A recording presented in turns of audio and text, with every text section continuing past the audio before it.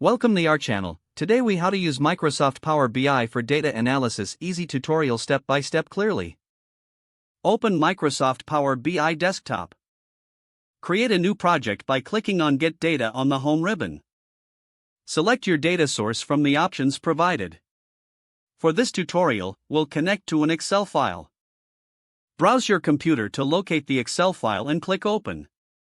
Choose the specific sheet you want to analyze. Click Load to import the data. Once your data is loaded, navigate to the Data view on the left pane. Here, you can explore your dataset in a tabular format. Check for any inconsistencies or errors in the data. Next, switch to the Report view by clicking on the Report icon.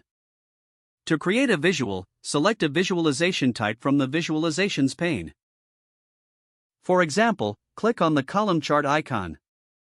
Drag and drop the desired fields from the Fields pane to the values and axis areas of the visualization. Adjust the formatting of your chart by selecting it and then clicking on the Format icon in the Visualizations pane. Explore various formatting options to customize colors, labels, and legends. To add additional visuals, repeat the visualization process with other data fields. You can also create slicers by selecting the Slicer visualization type. This allows for interactive filtering of your data. To publish your report, click on the File menu and select Publish. Choose your workspace and click Select to upload your report to Power BI service.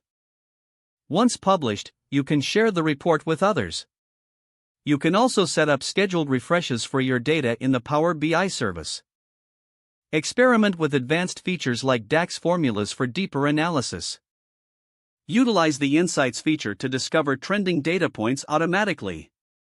Review and refine your report based on feedback or additional insights required. Finally, make sure to save your work frequently. This will help ensure that your progress is not lost. Don't forget to like this video and subscribe to our channel for more step-by-step tech guides.